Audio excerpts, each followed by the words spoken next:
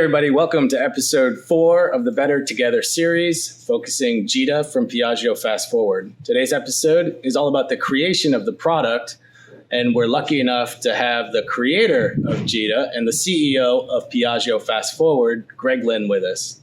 Greg, thank you so much for joining us. I'm super excited to talk. Thanks for having me, Kevin. So, one of the things that we're really trying to explore with this series is where humans and technology interface and how humans and technology both can be utilized to their greatest potential when we honor their respective strengths individually and collectively. Mm-hmm. And I know that's like a very strong driving component of your design work in architecture and also with Piaggio Fast Forward. So can you talk a little bit through how that shaped where you thought the potential of gita originally when it was just an idea in your head? Maybe talk through how you got involved with the creation of gita, the workshop, and then how it grew into you being the CEO. Sure. Well, this is a case where the origin story probably does get to the heart of things. So what's important about the gita robot and Piaggio Fast Forward as a company is we really are a combination of a design-led robotics company, where we really look at people and how they move through the world, combined with a sole investor and our co-founders, who are the Piaggio Group, who make Vespa scooters and motorcycles by Moto Guzzi and Aprilia. And they really think in terms of how does a product improve somebody's quality of life. So Piaggio Fast Forward started with a conversation about how could the makers of Vespa help found a company which would look at new developments in mobility in the United States. And keep in mind, this is around the time of bird scooters and scooter sharing. This is around the time of Uber and ride hailing. And it is around the time that promises are being made of self-driving cars, as well as self-driving sidewalk robots to deliver food. Got it. So this is the landscape we entered into. And in a first weekend, I think anybody would come up with the idea, well, let's make an autonomous Vespa and let's deliver pizzas because it's Italian. And we kind of closed our first weekend talking with the ownership of Piaggio Group, Michele and Roberto Colonnino, and their whole C-level team. And in the end, everybody said, well, this actually sounds like we're making the world worse, not better. The fact that somebody might want to have a pizza delivered by an autonomous scooter doesn't really sound like the business that Piaggio Group is in. They're in the improve people's lifestyle, make them happy, have them be connected with their friends, have an adventure. That's their world. They were not in the let's race to the bottom to find a service, or let's find a way to save an extra dollar on a pizza delivery. Not that that's not all important to us, right? But it's not where we start. It's not the driving principle to get going. Exactly. Yeah. So that first weekend together, it was exciting, but I would say it was kind of a failure because we were talking about trying to compete with the Uber Eats and Instacarts of the world, and wanted to see if there was just something else as an alternative. Not that we're against it, but what are the other alternatives? So we pulled together a team of designers, kind of cultural historians, urban planners, designers. We actually didn't have an engineer until the 9th person we hired. Got it. And we really started just looking at what were the business opportunities, but also what were the trends in how people were choosing to live. And when we did that, we saw a few things that are very key. And I think what's happening in Ontario right now is a very good indicator of all of those trends we saw 5 years ago. People are choosing to focus on the quality of their local lifestyle. So the live, work, play scenario where you want to have all those things close together was important. We looked at transportation and found out things like people are taking 5 trips a day, 1 for work, and 4 are local errands, and they're all kind of 1.5 miles. And so we quickly shifted from let's make a thing for people to ride on to let's make a thing for people to walk around in their local neighborhoods and have a better quality of life in these kind of high walkability places that are being developed and where people are choosing to live. So that's kind of how we got to gita. It is a mission, focusing on this local lifestyle, your kind of quality of neighborhood life. Yeah. And again, without disparaging all these things that we're now just like breathing like oxygen, but your average bird scooter trip is a walkable trip. And the majority of your average ride-hailing trips, on an Uber or Lyft, those tend to be walkable trips. So we're trying to be an alternative to that. So maybe even if just a couple a week get taken up with a gita, you have a different quality of an experience, a different quality of walk when you have a robot to work with you. So I do want to come back to that idea of walkability, because we see that it's actually driving economic value into the neighborhoods and houses and communities around the country and around the world, this notion of a walkable community. Was that language part of how you thought about early on, like this idea of walkable and walkability, even before some of these indices started to pop up? And do you agree with the ways that some of those indices are kind of calculated? Do you think they're the right kind of measure for that? Well, like sustainability and LEED, walkability, it was invented by a real estate company. And so, of course, there are certain things that are favoring certain interests in neighborhoods. But honestly, people are better consumers now. They really do, when they choose where they want to live, it's one of the major decisions that's driving your largest expenditures. And people are taking it more seriously than ever. I mean, they'll choose maybe their second choice or third choice employer in order to be living in a place where they really want to be. Right. And that's not new, but it's more forceful than it ever was. And I think that indices like walkability are responding to that. So a lot of the factors that they capture, like, do you have shopping and entertainment and schools and a park within 1 mile of where you live or 1.5 miles of where you live? These are all the things that for us really, really matters. So we look at where are these walkable developments happening? Yeah. Where are these walkable neighborhoods? And these are the places we could have the biggest impact. In Manhattan, you don't need a gita. So, well, there's reasons to have a gita if you live in Manhattan, but not as much as there's a reason to have a gita if you're in Ontario. Ontario Ranch. Yep. Exactly. So, because there, I mean, in Manhattan, you have a lot of very short distance transportation options with subways and buses and livery.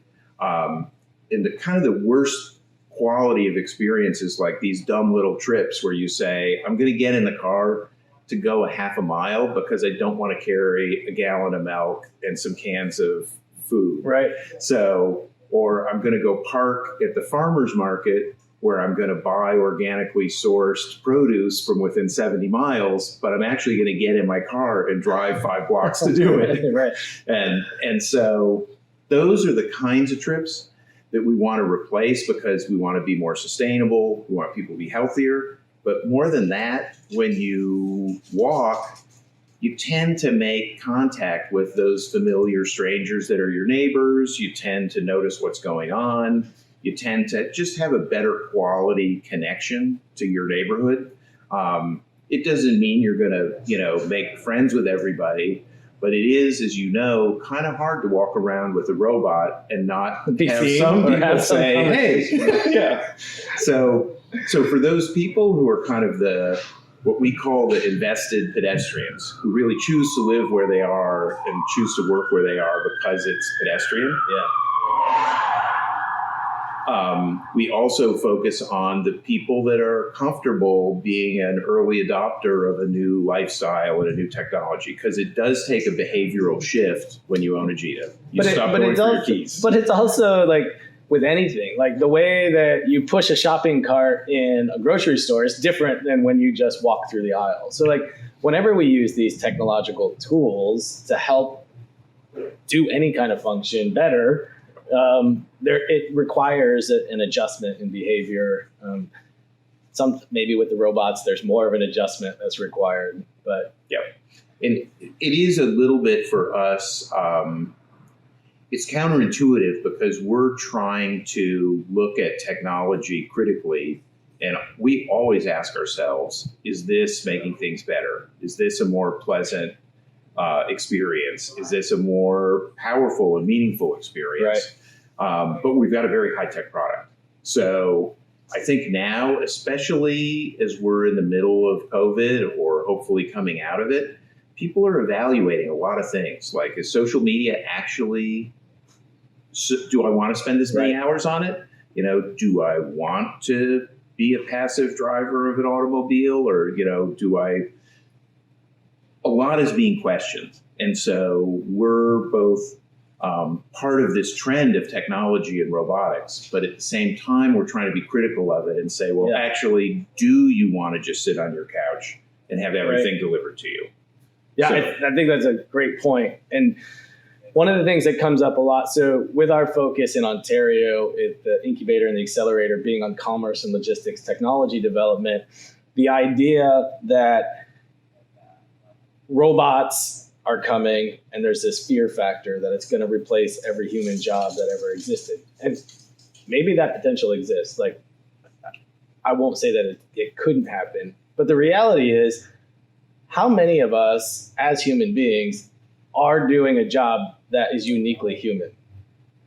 And how much of that of that population is actually satisfied with what they're doing?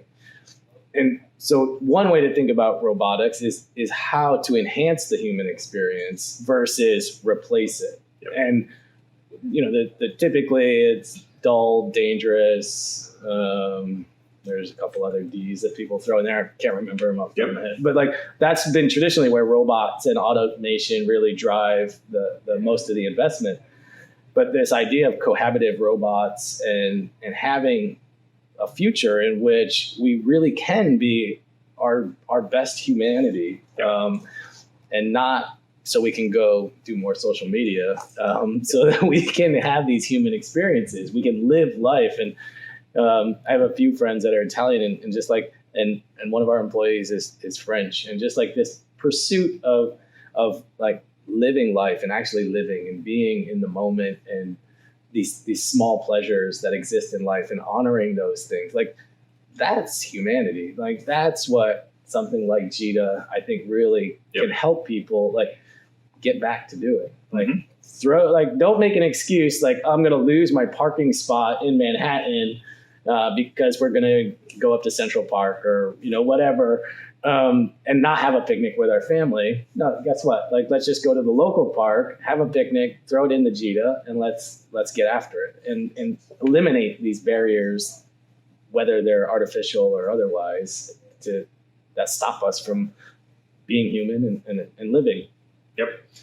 And we did as a strategy technologically, we made a couple of important decisions. One was low cost.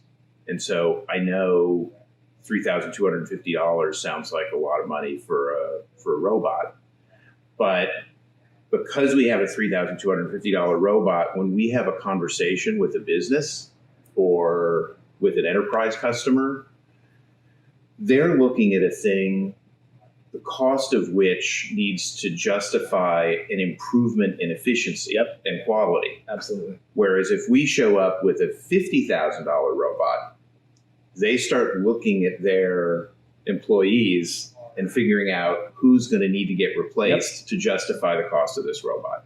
And so because we're thinking about consumers, when we go to businesses, we have a different conversation with them about how people and machines are going to be more efficient together rather than what's the task we can replace. So we try to automate aspects of work or aspects of services, but still keeping people in the loop. Totally. And that was a decision we made early on without maybe fully understanding the consequences of that today. Got it. But now, frankly, if you want to have a machine drive from one point to another on a sidewalk and have it, not have a collision, I can give you a lot of places you can actually buy that technology. If you want to, at the beginning or end of that trip, put the stuff in that robot or have that robot identify a door and interact with the people at the two ends of that trip, that's a very, very hard problem. And those are the things we actually start with. And that's why the following is so important to us. So not only can we pilot through pedestrian dense places, I mean, we can move on sidewalks and not see everybody as an obstacle that paralyzes us. Exactly. We actually see people as leaders. And we know how people move, and we know how people move in a crowd. So we understand crowds in a way that most machines don't. But as we start doing work with businesses, we realize, wow, we can automate some tasks that are going to let people do other things. But the people are always training the robot. The person that's training it to move on a path is the same person that's going to work with it. So you also don't have to have some teleoperator in some other country looking through a monitor, trying to joystick a robot out of trouble or input a path for you. Like with a button, you just train these things to reproduce tasks. Right. So it's a very different place we started. We kind of started with not the harder problems, because for us, they were just the more interesting problems the more human problems. But so that is putting us in a place where we can be in environments with a lot of people. Yeah, that's awesome. And I think you were saying even in a previous conversation we had that there are actually some legal and regulatory impacts to some of that decision making also. So the ability for the robot to follow you on a sidewalk is considered acceptable. To have a robot go off and do its own thing on a sidewalk in certain states or certain cities is not acceptable. It's a very dynamic legislative landscape because it's a very dynamic cultural moment. And because we designed these to move with people, all of the mechanical platform, so how quickly it starts, how quickly its acceleration, how quickly it stops, how it turns with a 0 dimension radius, all those things were so it could follow a person and perform like a person performs. So if this was like a little cooler on 6 wheels, it has a harder time keeping up with people and the dynamics of how people move on sidewalks. This is really meant to be no less, but no more nimble than a person is in how it moves. And so it makes it less of an obstacle. So when we show it to legislators or city officials and they see like, oh, actually it keeps up, doesn't get stuck. It's always following the person, so the person's helping lead it.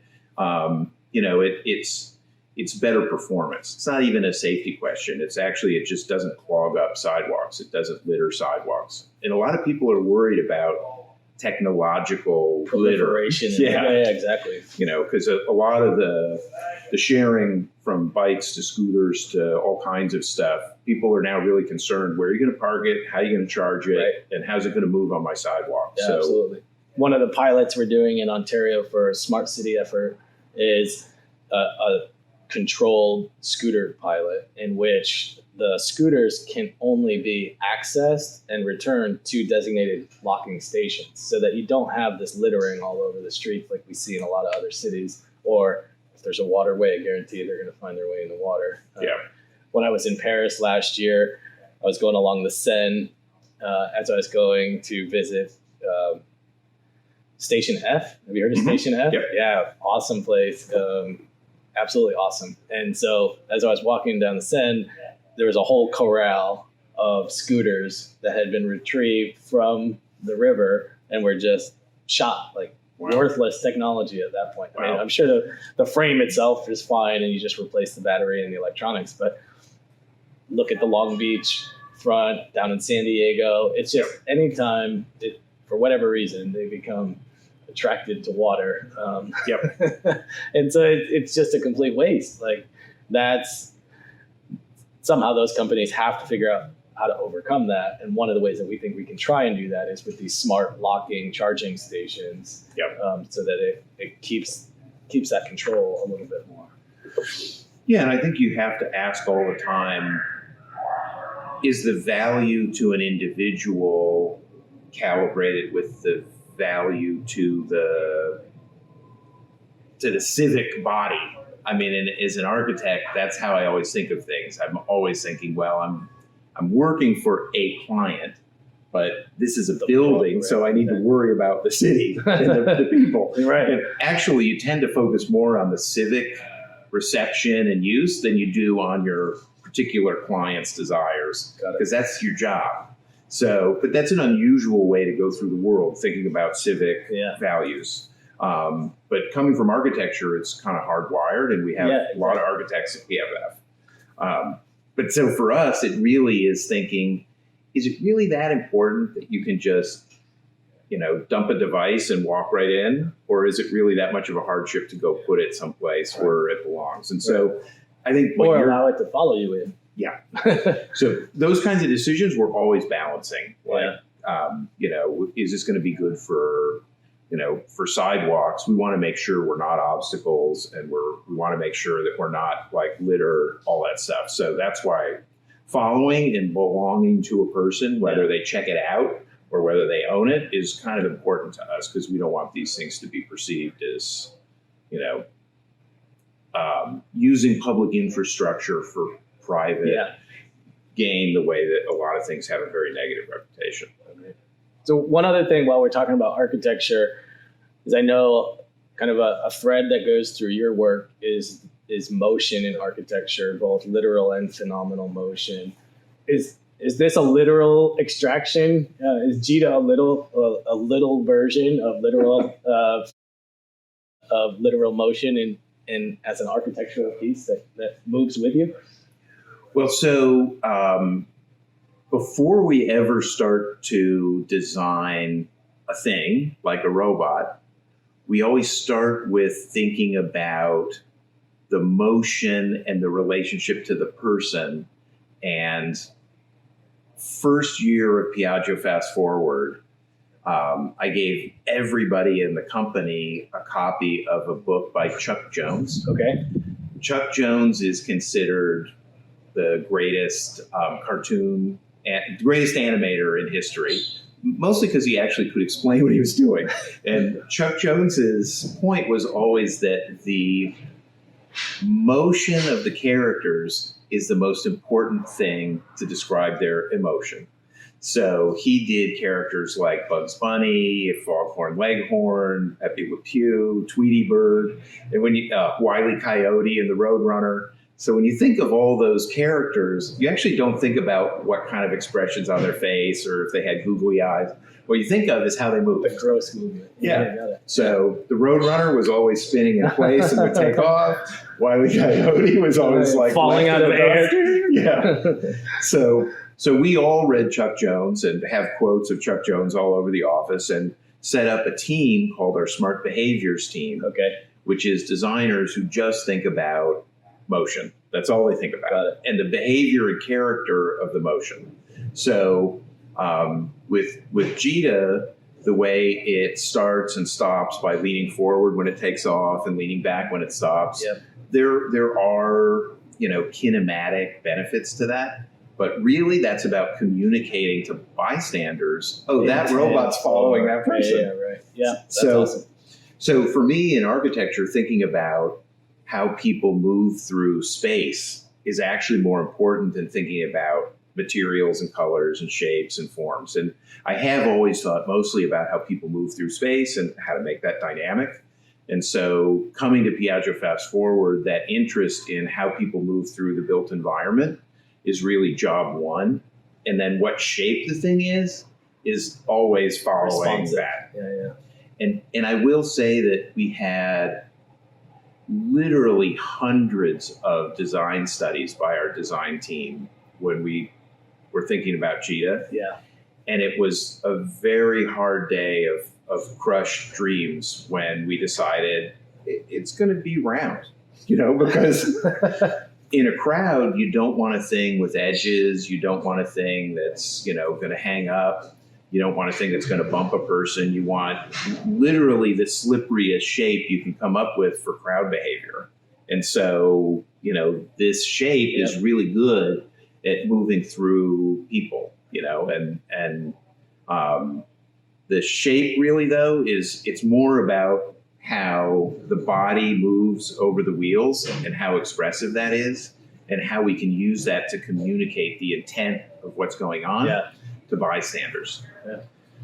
The other thing that's important, that's very unlike other robotics companies, some do think about it, but we start off with how is this going to express itself to bystanders? Like, we're less interested in it's me and my robot. Let's talk about the relationship I have with my robot. We're much more concerned about the people that are moving on a sidewalk that see a person with a robot and say, what's going on? So we want it to be clear to them that robot is following that person and they're doing it in a way that's understandable without having to read a manual or, put blinkers and lights and sounds all over it. So awesome. Well, Greg, thank you so much. This has been totally awesome. As always, great talking with you. Thank you for providing that extra context about the origin story of gita and your role at PFF. So thanks again. I loved it. Really, really happy that the Gitas are with you and happy to talk to you anytime. Awesome. Thank you very much. Thanks, Kevin.